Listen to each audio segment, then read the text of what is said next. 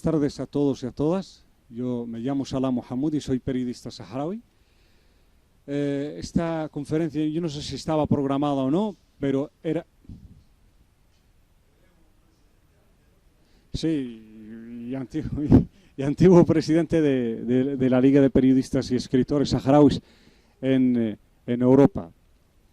Esta conferencia no estaba programada, pero sí que ha venido muy bien. Nos ha venido muy bien porque tanto el alcalde como el equipo que nos acompaña y tanto la asociación queríamos o nos plantearon de mutuo acuerdo pues una conferencia, bueno, un coloquio, una charla informal entre ellos y nosotros, ya que estamos cerca y hemos terminado la primera sesión, pues hablar sobre la situación en el Sáhara Occidental y más, si cabe, por los últimos acontecimientos y el cambio radical que ha tomado el gobierno español en cuestión del Sáhara Occidental. Me acompaña también Fatma Al-Ghalia, que es periodista y poeta saharaui, también miembro fundador de la Liga de Periodistas Saharauis y Escritores.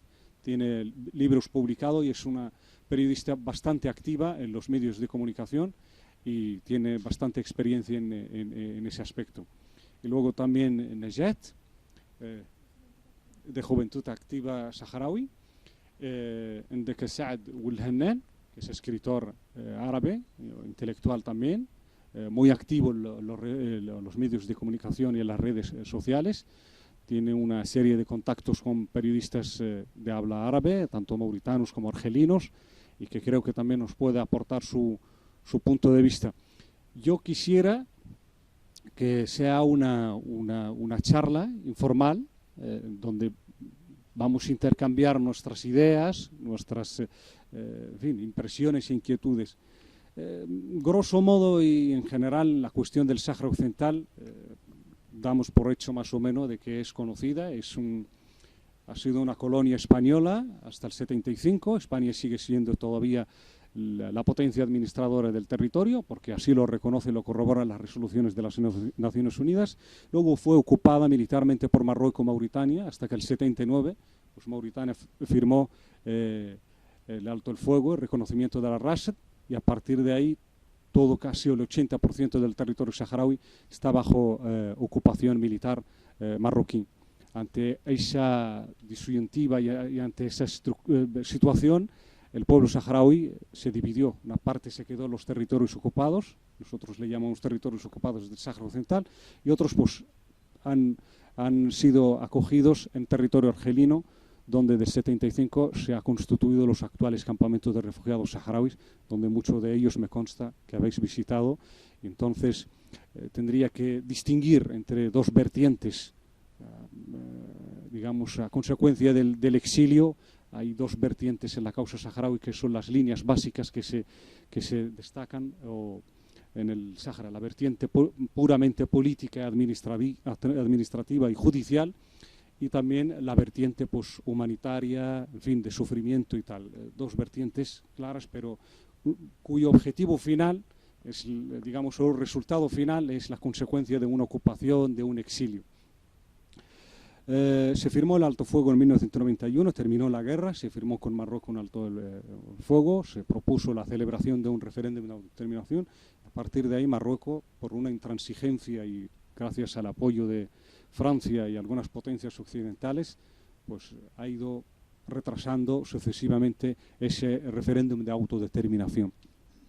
Hasta que en el 2007 Marruecos presentó una propuesta, que es el plan de autonomía, el que ahora está en Roquí, y entonces en ese aspecto el Frente Polisario la aceptó de entrada, siempre bajo la premisa o la condición de que sea una opción dentro de un referéndum de autodeterminación, es decir, dentro de una consulta popular donde se le puede consultar al pueblo saharaui qué es lo que realmente quiere, si quiere la independencia total, la integración dentro del territorio de Marruecos o la independencia. Se acordó más o menos todo tipo de negociaciones bajo los auspicios de las Naciones Unidas giraban en torno a ese aspecto.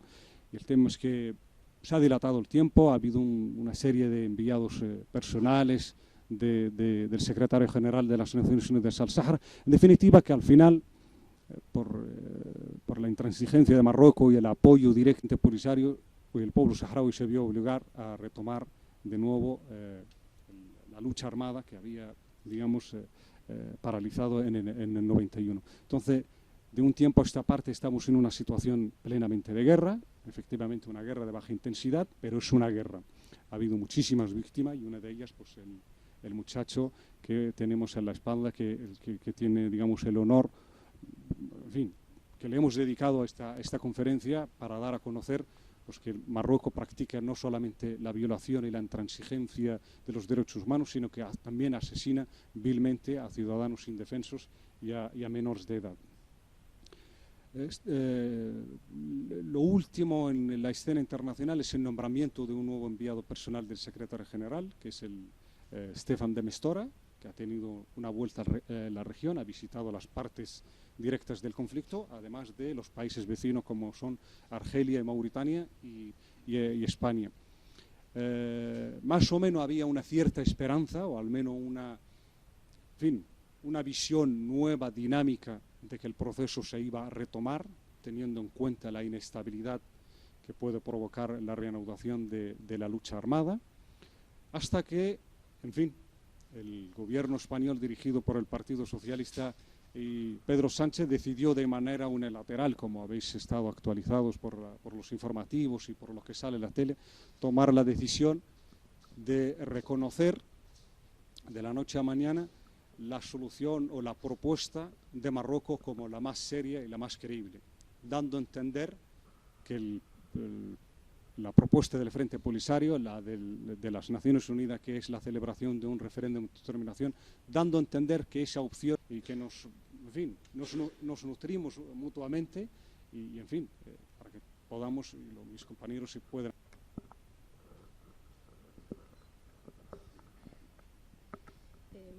Buenas tardes. Yo creo que hablar de tema Sáhara Occidental, hablar de tema actualidad, son muchas cosas que se han juntado en tan poco tiempo. Estamos en un periodo, digamos, especial debido al inicio de la Segunda Guerra Saharaui, años de pandemia donde se cierran las fronteras y las condiciones en los campamentos pues cada vez son más duras, se acrecientan las necesidades y yo creo que el movimiento solidario lo tiene más que asumido y que necesitamos de más apoyo de Caravanas por la Paz para que nuestro pueblo en gran medida puede mitigar esas necesidades que tenemos en los campamentos de refugiados. También, no menos destacado, me gustaría hablar de la resistencia de las mujeres saharauis en territorios ocupados, mujeres que llevan la batuta, mujeres que llevan desde el 31 de octubre de 1975 sufriendo violaciones de sus derechos humanos, desapariciones, torturas, desapariciones arbitrarias. Entonces, mujeres que luchan y que he tenido la oportunidad de poder trabajar en un proyecto patrocinado por el Instituto EGOA de la Universidad del País Vasco, y el tener esa oportunidad de poder traducir audios de esas mujeres, sus testimonios que son testimonios espeluznantes, historias duras donde la realidad es mucho más dura que la ficción, y también acompañamos desde el dolor y desde ese dolor profundo a nuestra compañera, la activista Sultana Jaya, en esos 482 días que estuvo bajo arresto domiciliario en su propia casa, y haciendo de su casa como una cárcel a cielo abierto, pero no podía recibir visitas ni podía salir por el mero hecho de su ideología, porque ocupado, y de llevar ese coraje con las banderas de paz, banderas de armonía y sobre todo de apoyo a esa lucha. Con tiempo de poder resumirlo, pero de que nuestro pueblo ya son tantos años, 46 años de ninguneo, de un apagón informativo donde los medios de comunicación que nos dejó abandonados desde 1975 hasta nuestros días, y España sigue R en un principio un papel neutro, y en las últimas semanas pues quieren otra vez traicionar como han hecho los socialistas. Queremos desde esta tribuna y en Europa juntarnos en una zona, solamente en nuestras asambleas, sino a nivel internacional, a nivel justicia, demostrar, porque ya es más que demostrable que seguimos siendo el último país sin descolonizar y puede resolver la colaboración de la potencia colonizadora como un actor principal en solucionar, que es dar arrebatado hace 46 años. Y muchas gracias.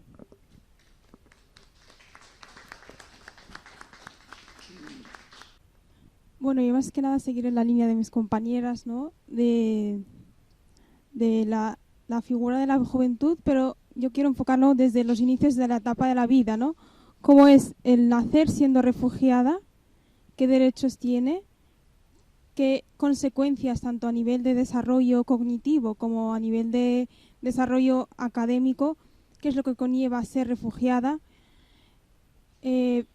pasando por un poco, avanzando en las etapas de la vida, luego el mundo adolescente con sus consecuencias ya a nivel más psicológico y más de ideología, cómo afrontan los adolescentes saharauis que están sobre todo en los campamentos, que se ven que no pueden prosperar porque no tienen salida ni futuro. Seguimos con la edad adulta, donde la gente se ve estancada, se ve que no puede avanzar, se ve que no tiene oportunidades ni laborales ni académicas, iguales que a los otros compañeros que, por ejemplo, hoy en día los medios de comunicación nos hacen llegar, y la globalización en sí, nos hacen llegar ideas que hay gente que está formada, hay gente que se ha ido a tal sitio, hay gente, pero yo no puedo, ¿por qué? O porque no tengo documento de identidad, pero sí mucha identidad, ¿no? Felicitaros por las intervenciones que tuvisteis, los tres que estuvisteis hablando. Yo hay una pregunta que siempre quiero hacer y nunca la hago, que es lo de si políticamente es más correcto decir territorios ocupados o zonas ocupadas, porque se emplean las dos y una tiene que políticamente ser la más correcta que la otra y la que debemos decir siempre. Y sí que me gustaría que me lo pudieseis aclarar y después os seguiré haciendo otras preguntas más. Quiere decir que hay parte del Gran Sahara, un territorio que está ocupado, porque si bien sabemos que el Sahara no está todo ocupado, por lo tanto tenemos territorios liberados y territorios ocupados. Esa es la terminología que diferencia las dos partes. Correcto. Bueno, referente a lo que Paz Magali acaba de comentar de la situación de los campamentos, pues sí que la verdad se están viviendo momentos muy difíciles. Nosotros tuvimos la oportunidad de viajar ahora hace un mes. Estos 2 años de pandemia fueron tremendos, con fronteras cerradas, con las familias totalmente aisladas.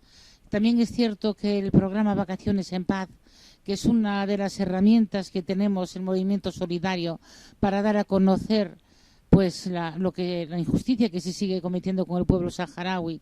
También estos 2 años de que no vinieron los niños, lógicamente por la pandemia se notó muchísimo, ¿no? Y lo que acababas de comentar de la caravana, que es importantísimo el tema de las caravanas, que muchas veces, pues no sé si le damos el valor que tienen, pero sí que lo tienen, porque la caravana pasa un poco con Vacaciones en Paz. La caravana, aparte de que es una necesidad humanitaria en los campamentos, también es una forma de sensibilización. Pues llegamos a muchísimas casas, gracias a los medios de comunicación, lógicamente, si no sería imposible, y gracias a la caravana, pues la verdad es que se unen muchísimas familias y nos preguntan y qué pasa en los campamentos, esto para dónde va, pero esto no va para el Sáhara, porque allí hay mar. Y entonces es una forma de que nosotros nos permita también un poquito poder explicar todo esto, ¿no? Y yo desconocía, y en honor a la verdad tengo que decirlo, desconocía el funcionamiento de la Liga de Periodistas y Escritores Saharauis en Europa. Creo que no debo ser yo sola, que es mucha gente la que desconoce. Y sí que es muy importante y que políticamente en este momento además podéis hacer un trabajo extraordinario y que enhorabuena por todo lo que estáis haciendo. Mañana son las elecciones, desearos de corazón pues que sean un éxito y a ver si tenemos una mujer al frente de la Liga. Porque, de verdad, es que el papel de la mujer, Nayá, lo bordaste, enhorabuena, Nayá, lo bordaste. Una breve intervención, pero con un contenido increíble. Y la juventud sois el futuro, está claro. Y nosotros aquí podemos ayudaros en lo que podamos, pero la fuerza la tenéis vosotros. Sois una juventud además muy preparada, muy preparada. La juventud que está en los campamentos, tú lo explicaste muy bien, pues es una juventud muy preparada que lo único que le falta pues es eso, herramientas para poder demostrar todo el contenido que tenéis dentro. Y nada más, ya no hablo nada más. Y muchas gracias.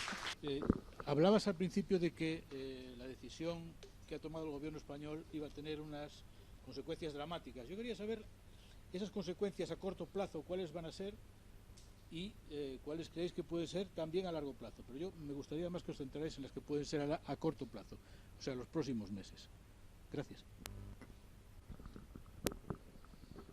Sí, gracias por la pregunta. En cuanto a las consecuencias inmediatas, la hemos visto. Han acabado de abrir un frente innecesario, se han metido en una crisis que ya de por sí hay muchísimas crisis entre el gobierno de coalición, ya hemos visto la huelga de los transportistas, etcétera, etcétera, y acaba de abrir una crisis inmediata con el mayor aliado energético, que es Argelia, es decir, se ha intentado cerrar una, abriendo otra. Esas son las consecuencias inmediatas. La llamada de consulta del embajador de Argelia en España y luego, evidentemente, también la consecuencia inmediata es que ha defraudado a los afiliados del Partido Socialista, ha defraudado al pueblo saharaui y se ha chocado frontalmente con la legalidad internacional. Ya de entrada, España se ha desviado del sendero de la legalidad internacional y se contradice y ha perdido credibilidad en la escena internacional, porque Sánchez a diario, el gobierno español a diario, defiende una cosa en Ucrania y se olvida que la legalidad internacional también hay que respetarla en otros lugares, y en ese caso el Sáhara Occidental. A largo plazo todavía estamos a la espera de dónde puede llegar esa decisión. Sabemos que no ha consultado el pueblo saharaui ni al representante legítimo, que es el Frente Polisario. Por lo tanto, a largo plazo probablemente se va a prolongar la crisis con Argelia y también va a desestabilizar la zona de la región donde está el Sáhara Occidental, porque claro, España en un principio se deseaba o se esperaba que fuese formar parte de la solución y de manera inmediata ya es parte del problema. Entonces, barrera, sea dentro de 2 años o dentro de 50. El problema es que ese tipo de decisiones lo que hace es eternizar y agudizar todavía más el sufrimiento del pueblo saharaui y prolongarlo. Aunque el pueblo saharaui en el primer momento se comprometió consigo mismo y ante la historia de que va a continuar la lucha, sea de la manera que sea en 2 años o sea de 50.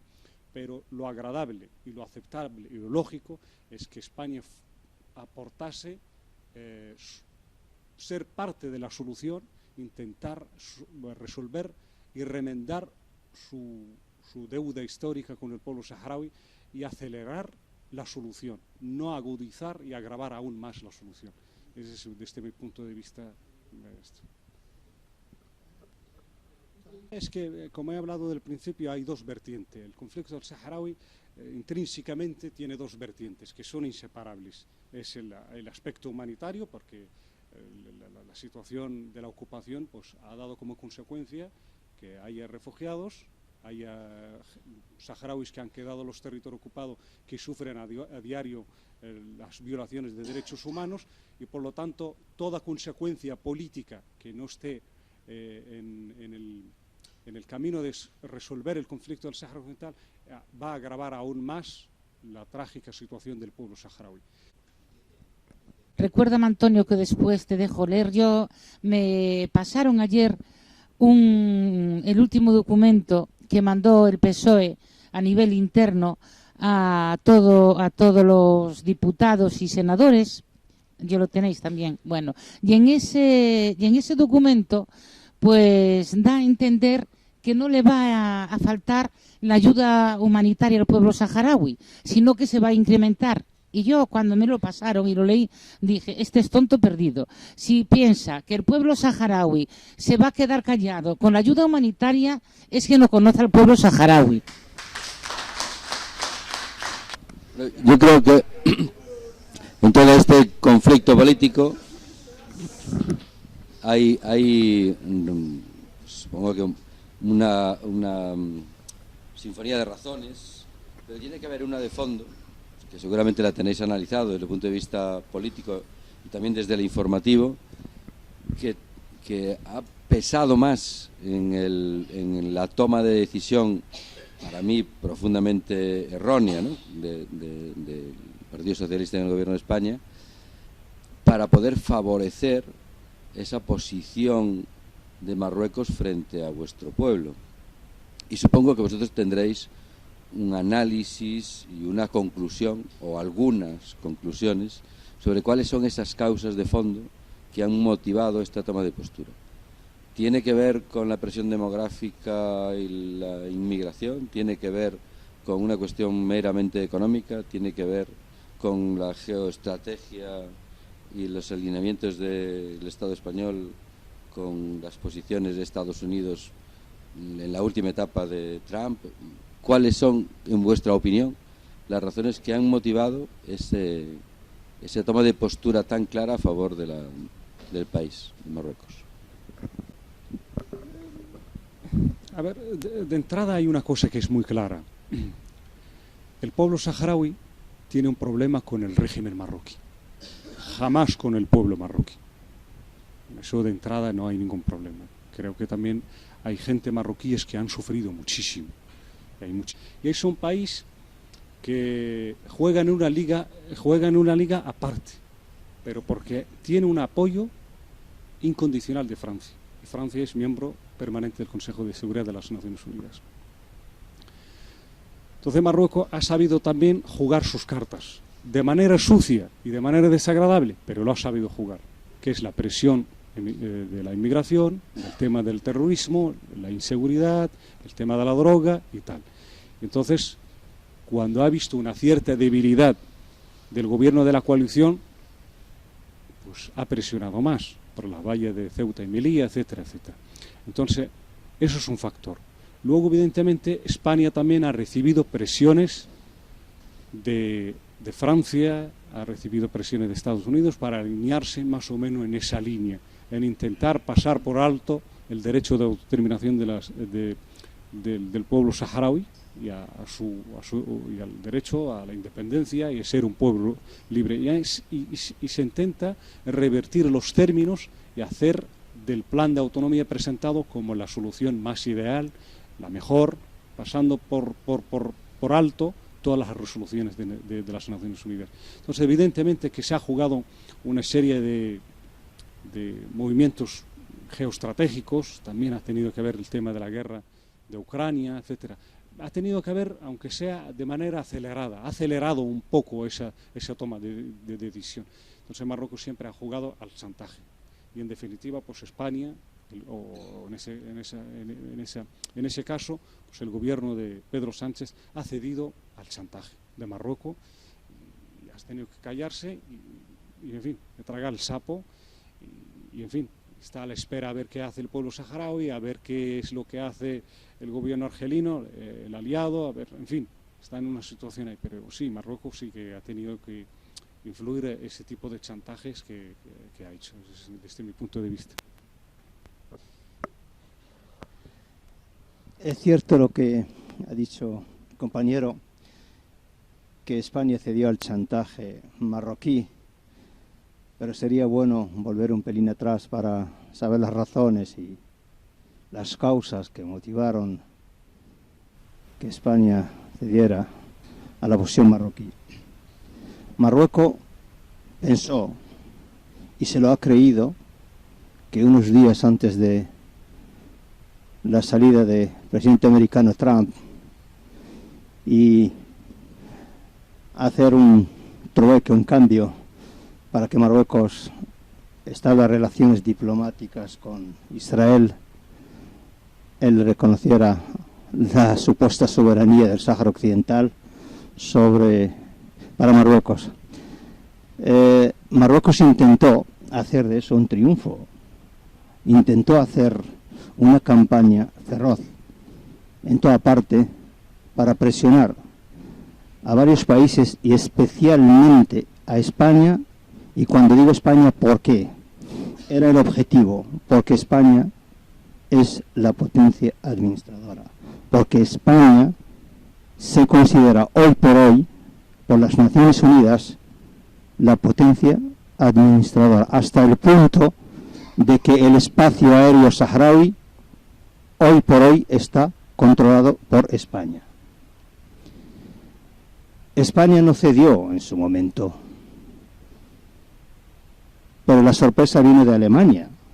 Como bien sabéis todo, fue el primer país, cosa que debería haber hecho España, en pedir una reunión inmediata y urgente del Consejo de Seguridad de las Naciones Unidas, que por cierto lo han dicho claramente al mundo entero, de que el Sáhara es uno de los 17 países no autónomos registrados en las Naciones Unidas. Por lo tanto, tiene que solucionarse ese problema a través de la resolución 1415 de las Naciones Unidas, que es un referéndum para el pueblo saharaui. Retiró su embajador de Alemania, intentó presionar a Alemania. Marruecos aquí se ha creído muy grande, se ha creído un gigante que asusta a todo el mundo. Alemania no cedió. Y España tampoco. Claro, intentó seguir con el chantaje contra España. ¿Os acordáis de la invasión de Ceuta? Con más de 10.000 personas y entre ellos 6 o 7.000 niños, con los inmigrantes de África que intentan invadir Melilla cada 2 por 3, más la droga, más cerrar fronteras de Ceuta y Melilla. Digo bien Ceuta y Melilla porque una de las razones precisamente es esa, y la prueba está en la visita de hace 2 días de Sánchez a Ceuta y Melilla, como diciéndoles: os he solucionado el problema, mi ministro de Asuntos Exteriores se irá a Marruecos pronto y se va a resolver el problema y van a abrir las fronteras. Por lo tanto, intentaron chantajear a España por todos los sitios. Nosotros los saharauis vemos esto, y como ha dicho mi compañero, sea como sea el chantaje, no es razón ni una razón para ceder en su deber hacia el Sáhara. Jamás, jamás. Pero con todo lo que ha hecho Sánchez, quiero puntualizar una cosa importante. Hemos ganado nosotros los saharauis. ¿Y qué hemos ganado? Hemos ganado que todos los partidos políticos españoles, sin excepción, derecha, izquierda, centro, lo que sea, se han posicionado a favor del pueblo saharaui. Primero. Segundo, todo el pueblo español, que muchos quizás se habían olvidado del Sáhara, de repente, de la noche a la mañana, todos se hacían la pregunta: ¿qué ha pasado aquí? Esto no puede ser, ni ha sido aceptado por nadie. Por lo tanto, es aquí donde nosotros, las asociaciones de apoyo al pueblo saharaui, los partidos que nos apoyen, todo es el momento de hacer una movilización generalizada para demostrarle a Sánchez y a su equipo y quien sea de que aquí la palabra en España la tienen los pueblos de España. Eso es la realidad de las cosas. Por lo tanto, es momento de no dejar pasar este tiempo. Y además, otra cosa más importante. Sánchez no se quedará eternamente presidente del gobierno español. ¿Qué quiere decir esto? Que bien, es una decisión que ha tomado, se irá y vendrá otro partido político que seguramente está en contra totalmente. Por lo tanto, es algo temporal. Y con todo esto, alguien se hizo una pregunta una vez y dijo: oye, lo que no entiendo, ¿por qué el pueblo saharaui lleva 47 años, su causa existe? El Consejo de Seguridad, entre los 17 zonas no independientes registradas en la ONU, la única zona donde la ONU se reúne para discutir el tema y hablar de ello es el Sáhara. Claro, aquí alguien se hace la pregunta. Es curioso. Han desaparecido imperios, cuando digo, y han desaparecido república, reino, la URSS, el muro de Berlín, etcétera, etcétera, y el pueblo saharaui ahí está resistiendo.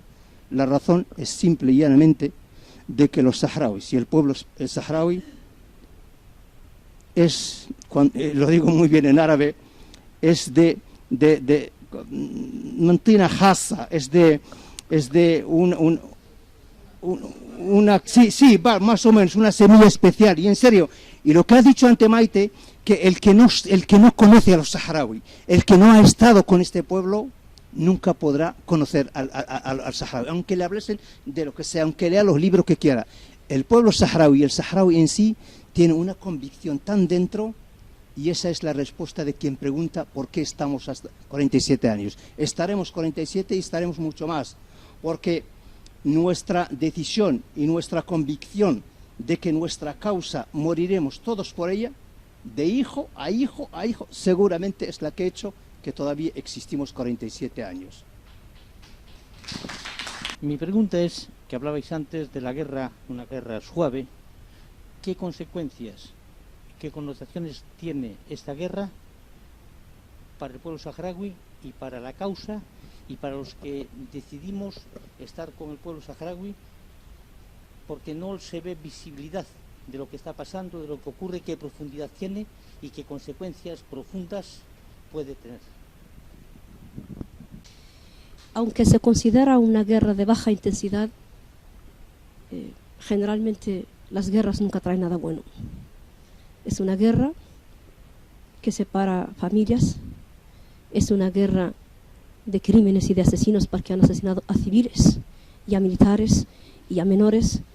Es una guerra que han dejado el desierto cultivado de minas, no solamente del muro de la vergüenza, que es un muro que lleva desde los años 80 apotrado en nuestro territorio de norte a sur. Es una guerra prácticamente silenciada porque interesa a las potencias y a las empresas transnacionales que invierten y que expolian nuestros recursos naturales. Y es una guerra en la cual vamos a denunciar, a pesar de los pesares y a pesar de ese apagón informativo y de ese silencio informativo, porque yo creo que en octubre ha ido un viaje de algunos periodistas a los campamentos para que vayan a estar con los militares, y Radio y Televisión Española no dejó a sus periodistas viajar en ese viaje porque no quieren enfadar al vecino. Yo creo que todo lo que quieren anular y todo lo que nos dan los medios de comunicación es como si no existiese. Pero hay una guerra, y hay muertos y hay muchas consecuencias. Yo creo que el impacto que ha tenido la guerra en Ucrania en tan solo un mes de paralizar, de subir los carburantes y de sacar en los medios todos los días como las mujeres de parto que no pueden parir porque muere la parturiente y muere el feto. ¿Cuánto esto ha pasado con la población saharaui, con la matanza de Modrega en el 75, porque fuimos vilmente bombardeados estando España ahí, porque en la Convención de Ginebra se dice que la potencia colonizadora tiene que proteger a la población civil y tiene que reservar sus recursos naturales, cosa que no hizo España, y eso es ante la legalidad internacional, y hoy por hoy estamos pendientes de que España tiene que estar ante la justicia por todo lo que ha hecho. Y aunque los medios silencian, nosotros vamos a intentar, los periodistas, con los pocos medios que tenemos, vamos a intentar difundir, vamos a intentar hacer llegar, porque los saharauis hoy en día somos mucho más intelectuales, mucho más fuertes que los saharauis, aquellos jóvenes que iniciaron la batalla desde 1935. Hoy por hoy hay más medios, la tecnología es mucho más hábil, y lo que intentamos es que tampoco va a haber una varita mágica. Los saharauis tenemos que ser protagonistas de nuestra propia historia, y nosotros mismos vamos a ser capaces de recuperar nuestra independencia. Ya sabemos que por la vía pacífica no puede ser, pero a través de la palabra y a través de nuestras reivindicaciones y de nuestras luchas en las calles, como la gran manifestación que se hizo hoy en Madrid de toda la diáspora y el movimiento solidario, las familias de acogida que han estado en Madrid gritando basta ya de la traición de España. Es una guerra que el daño que ha sufrido el pueblo saharaui, porque si la justicia existiese, el problema es que estamos en un mundo tan mal repartido, donde el pobre es más pobre y el rico es más rico, y donde los que son héroes que defienden la dignidad de sus pueblos les tratan de terroristas, y los que cometen crímenes son los que van de palmitas y son los reyes de este universo. Y es en lo cual que nosotros preferimos una muerte digna en ese desierto que una vida miserable compartiéndola con un invasor que no es nuestra monarquía, ni ningún saharaui admite esa vergüenza que nos ha dejado España. Para no prolongar más, creo que ya es tarde, creo que son casi las 9, me gustaría, como colofón, pues que mi compañera Fatma Al-Ghali, si le viene la mente un poco fresca, nos recite algún poema y cerramos, si queréis, la sesión. Muchísimas gracias por vuestra asistencia y nada, gracias. La realidad que sigue latente, las lágrimas de un pueblo herido, lágrimas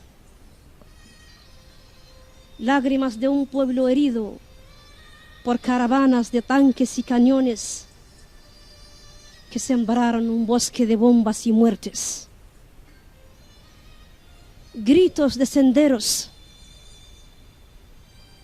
de mujeres aterradas y sin el ayer, mezquitas derrumbadas por peregrinos sin piedad, lágrimas de un pueblo herido por pájaros de fuego y balas de veneno, palomas mensajeras de paz que vuelan sobre el desierto deprimidas y sin silbido, en duelo al mártir caído. Llantos de niños huérfanos y madres viudas que perdieron al ser querido, lágrimas derramadas en tierras extrañas, almas inocentes sufridas por el destierro y la guerra del olvido, héroes invictos con solo su voluntad y esperanza han sobrevivido, lágrimas de un pueblo herido.